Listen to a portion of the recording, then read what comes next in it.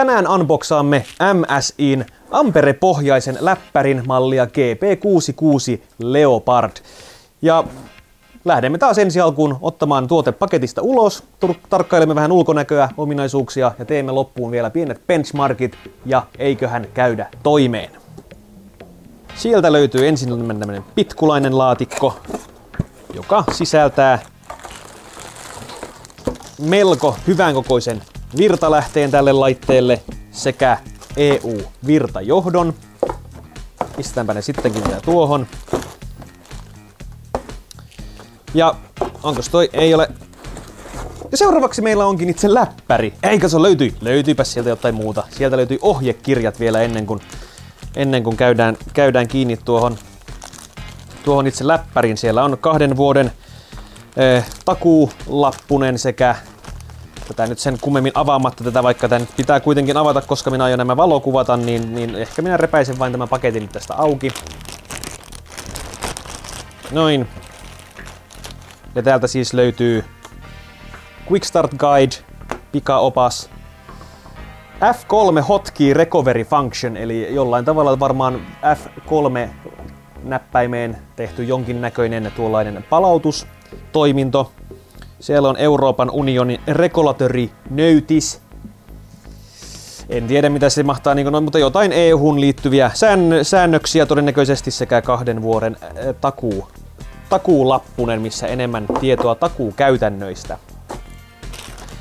Ja sitten meillä on tämä itse läppäri, eli juurikaan täällä ei ollut mitään oheistarviketta, vaan käydään nopeasti itse asiaan.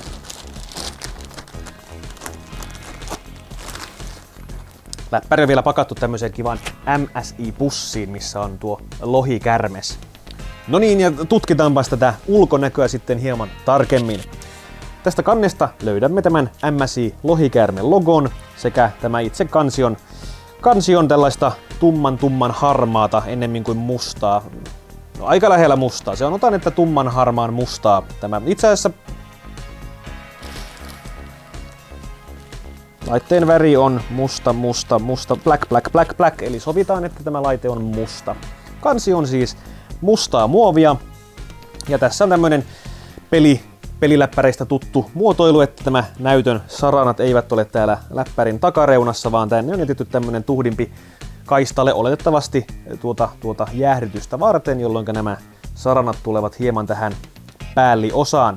Koneen keulalla ei näytä olevan juurikaan mitään ihmeellistä tapahtumaa, vaan se on ihan tuollainen pelkistetty. Vasemmalta sivulta löytyy headsetin plugi, USB-paikka, sitten on jäähdytysrivastoa paistaa tuolta sisältä sekä tuo läppärilukkoplugi. Ja täältä läppärin takaa löytyy 2 kappaletta massiivisia jäähdytysaukkoja, virtajohdon paikka, HDMI, RJ45 verkkojohdon paikka sekä Type-C-liitäntä, josta on mahdollisuus myös ottaa kuva ulos. Oikea reuna lisää rivastoa ja ilmanottoaukkoa sekä 2 kappaletta USB-portteja. Ja pohjaa kun tässä kurkkaamme, niin täällä ensimmäisenä pistää silmään 2 kappaletta tuulettimia. Toinen on prosessorille ja toinen näytönohjaimelle. Ja siellä seassa risteilee sitten 6 kappaletta noita lämpöputkia, millä on tarkoitus pitää tämä läppäri sitten viileänä. Ja nämä tämä mikä näyttö ole. Täällä pohjassa myös, mikä pistää myös silmään, on nämä läppärin korokkeet, minkä päällä tämä sitten lepää siinä pöydällä. Ja kuten huomataan, ne on melko korkeat. Ja tämän avulla sitten saadaan taattua se, että sieltä jää sen verran paljon tuota ilmarakoa tuonne läppärin ja tason väliin, että se saa sitä viileää ilmaa, millä pitää tämän läppärin viileänä, eikä se pääse lämpenemään liiaksi. Ja kun avaamme tämän näytön tästä, niin ensi alkuun siinä näkyy tietenkin tämä näyttö. Näyttö on Full HD IPS-paneeli 144 Hz. Ja tietenkin tuolta nyt sen kurkataan, tuolla on tietenkin web-kamera. Ja näppäimistöhän tässä laitteessa on SteelSerieksen näppäimistö ja RGB-näppäimistö tietenkin. Ja tässähän on sitten per key, eli jokainen näppäimistö on määriteltävissä sille värille, miksi sen itse sitten haluaakaan. Ja kun sitten käydään tarkemmin pureskelemaan näitä rautaspeksejä, niin kuten alussa oli maininta, että tämä on Ampere-pohjainen läppäri, niin tästä löytyy RTX 3060 näytönohjain 6 gigan muistilla. Prosessorina on Intelin i7 10870H.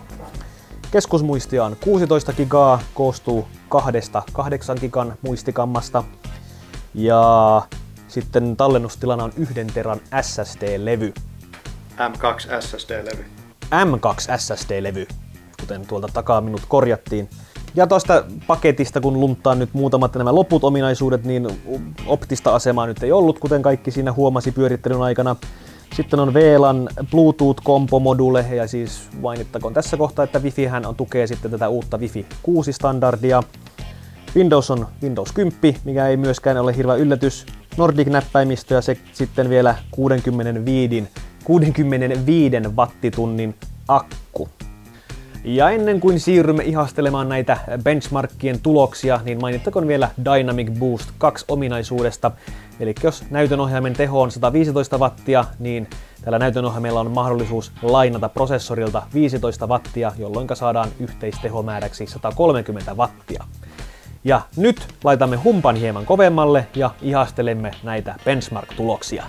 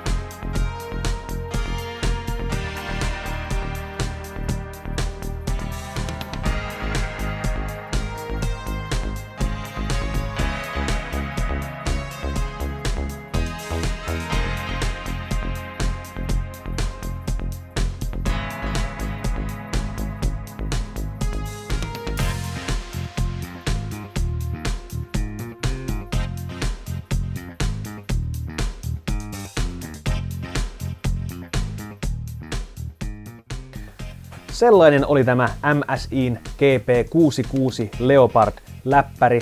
Ja lisätietoja löydät tuolta videon alareunasta. Mitä mieltä olit itse laitteesta? Heitä kommentti, tykkää videosta, tilaa kanava. Me nähdään ensi kerralla. Se on moro!